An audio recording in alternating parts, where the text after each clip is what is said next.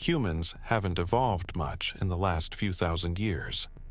Our brains still crave meaning, purpose, and genuine connection. The ancient philosophers knew this. They didn't have Instagram or quarterly reports, but they understood something we've forgotten: the art of living well. Two voices from the past speak with surprising clarity to our modern crisis. One is a German philosopher who challenged every comfortable assumption about life. The other, a Roman emperor who wrote private notes about finding peace in chaos. Friedrich Nietzsche and Marcus Aurelius never met, but their combined wisdom might be exactly what we need to wake up from our collective trance. Imagine if someone told you that you'd have to live this exact life, every single moment, over and over again for eternity. Your morning commute, that awkward conversation, the time you didn't speak up, the chances you didn't take. Everything on repeat forever. This is Nietzsche's famous thought experiment, the eternal recurrence. It's not meant to terrify you, though it might. It's meant to shake you awake. Would you be happy to repeat your life exactly as it is? Or does the very thought make you uncomfortable? Most of us would squirm at this idea. We're living lives of quiet compromise, pushing off our dreams to some imaginary future that never arrives. I'll start that business next year. I'll write that book when I have more time. I'll repair that relationship when things settle down. But here's Nietzsche's brutal truth. This is it. This is your life, happening right now. While Nietzsche shouts at us to wake up, Marcus Aurelius offers practical wisdom for staying awake. As an emperor of Rome, he faced more daily pressure than most of us ever will. His solution? Focus on what you can control. Someone cuts you off in traffic. You can't control their driving, but you can control your reaction. Your project gets criticized at work. You can't control others' opinions, but you can control how you respond and improve. Your phone buzzes with bad news. You can't control events, but you can control your perspective. This isn't passive acceptance. It's strategic focus. In a world designed to scatter your attention, the ability to choose your responses is a superpower. Marcus teaches us that true power lies not in controlling the world, but in controlling ourselves. Let's be honest, we're facing a crisis of meaning.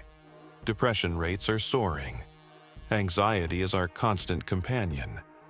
We're more connected than ever through technology, yet somehow more isolated. We scroll through carefully curated highlights of others' lives, while our own life passes by unexamined. This isn't just sad, it's dangerous. When we lose touch with what makes life meaningful, we become easy to manipulate. We buy things we don't need, we pursue goals that aren't ours. We live according to others' expectations rather than our own values. Nietzsche would look at our modern world with horror. We've become what he called the last men. Comfortable, safe, and utterly meaningless. We seek entertainment instead of growth, distraction instead of purpose, comfort instead of challenge. We're dying of spiritual malnutrition while gorging ourselves on digital junk food.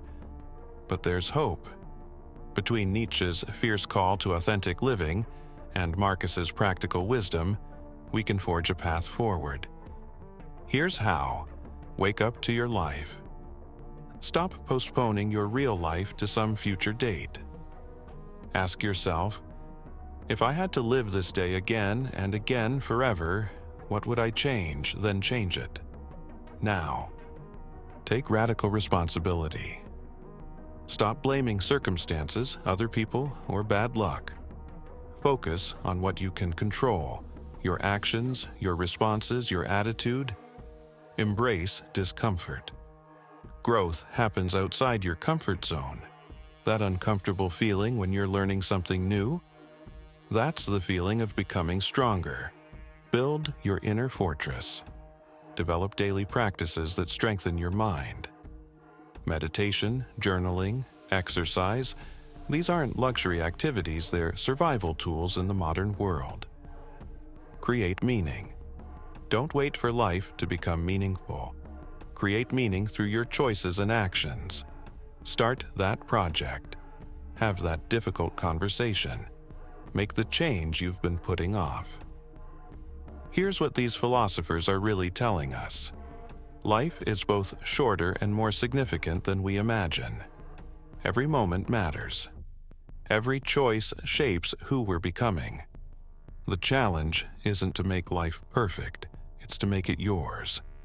Imagine approaching each day with Nietzsche's passion for life combined with Marcus's steady wisdom. Imagine facing challenges not with dread, but with curiosity.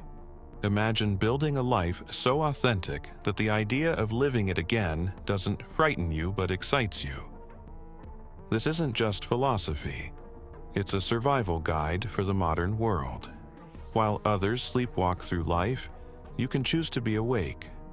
While others react, you can choose to respond. While others exist, you can choose to live. The time for half measures and some days is over. Your life is happening now, in this moment, as you read these words. The question isn't whether you'll live, it's whether you'll live fully, authentically, and purposefully. What will you choose?